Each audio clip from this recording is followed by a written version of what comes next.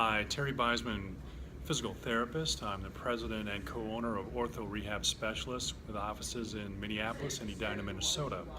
You've been led to this video via an article you probably read on my website with respect to changing functional mechanics about the thoracic and lumbar spine as well as the pelvis to minimize stress placed on the lower back when doing functional activities. We often read in periodicals or see commercials, etc., where the claim may be that lower back pain can be eliminated per se. I think in my 30 years of experience, that's far from the truth. We have more than plenty opportunities to injure our spine, whether it be through macro trauma or a big incident of improper lifting per se, or more commonly through micro trauma. There are studies out these days that some people are sitting up to 15 hours per day. Our spine is intolerant to that as well. So regardless of the origin, there's more than ample opportunity to injure one's spine in this day and age. The most important component moving forward is being proactive and preventive, and this can be done with a simple maneuver, which will be the focus of this video. From a macro traumatic or classically a lifting scenario where something is done improperly, people find themselves commonly with 2 feet on the ground and unfortunately forward bending and commonly twisting. Our spine is not designed to do that.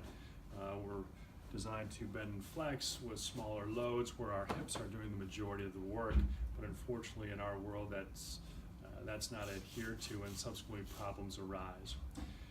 With 2 feet on the ground, the axis of rotation has to occur somewhere in between these 2 points.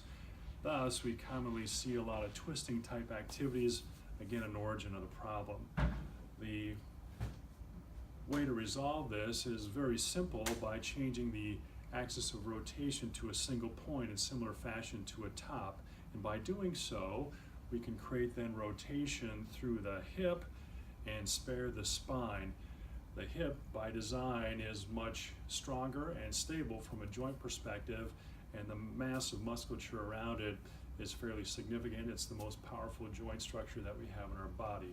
So simply transitioning the load to a hip as opposed to rotational torque through the spine is an excellent way to go about it, and we're going to show you some examples specifically along those lines. We'll take this dowel and turn it into a rake per se. Classically, when we're raking leaves or dirt or what have you, there's twisting through the spine. So again, with 2 points on the ground, the torque is through the spine, and with say hundreds or thousands of repetitions from a raking perspective, it's going to lead to some trauma to a lower lumbar spine. A simple way to modify then is to turn this raking into a dance per se, where again only 1 foot is on the ground, or where 1 foot is on the ground, as simple as this. So stepping back and moving forward, changing to the other foot. So just like a dance, the raking progresses as such.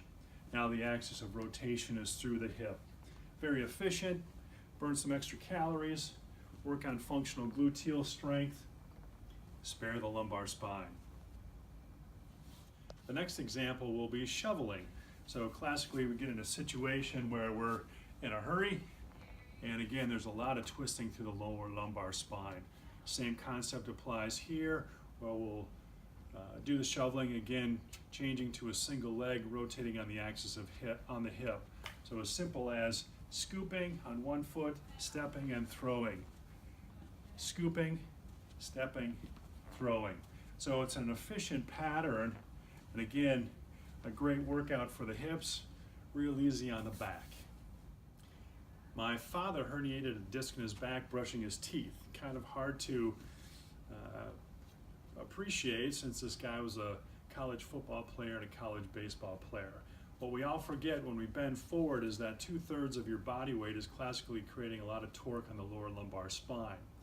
So the next motion to spare your spine is commonplace on the golf course, and if you watch a tournament on the TV every weekend, as somebody picks their ball out of the cup, instead of bending forward as such, they've got their putter right here, and again, create this single leg access to pick up their golf ball, or it could be a bag of groceries or whatever on the floor. The point being again is, it's not the weight that you're lifting, it's 2/3 body weight creating torque on a spine.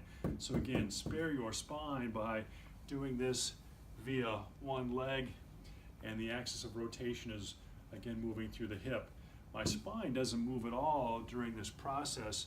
So again, by engaging core musculature just prior to initiating the lift, I can greatly reduce the amount of torque on my lumbar spine. Since the majority of injuries occur about the lumbar spine due to microtrauma or recurring overuse over time, this next concept will be applicable for most everyone. Imagine I have to take a glass or a dish off the countertop and put it into a dishwasher. Again, remember that 2/3 of your body weight is creating torque as you move from A to B. Thus, even though it's a small object, I'm putting a lot of mechanical torque on my spine. Let's make it a lot easier. I can go to one foot, grab the dish, go to another foot, and put it in the dishwasher, back and forth.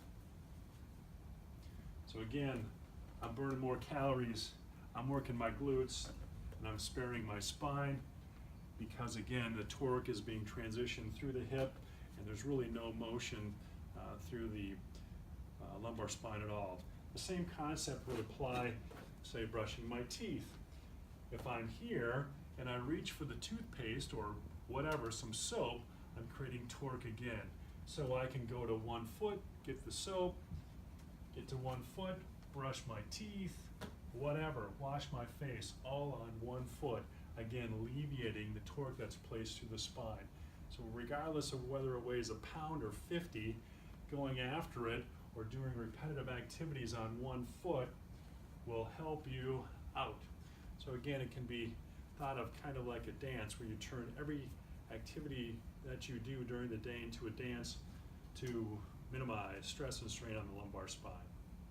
In our society, where sitting is now commonplace for excessive amounts every day, and classically we get outside on the weekends for activities well beyond what our body may be ready for, it's easy to see where back pain is going to be a common scenario into the future.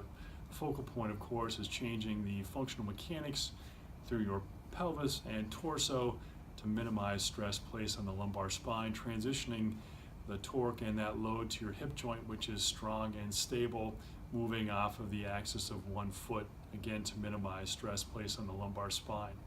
This simple, proactive thing to do is priceless per se, and can allow people who have had long-standing lower back pain to greatly diminish their symptoms and allow them to be more functional with respect to recreational and normative activities during the day, as I showed even with, say, brushing your teeth.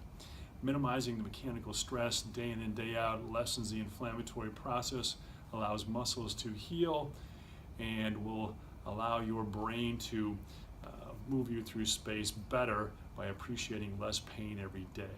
That, in conjunction with some very simple stretching exercises and some easy trunk stability exercises, which will provide you with better movement through three-dimensional space, is one of the better routes you can take. It's highly cost efficient, and you really don't need any equipment to initiate anything with regard to the process. So a fail-safe way to help minimize your lower back pain now and into the future.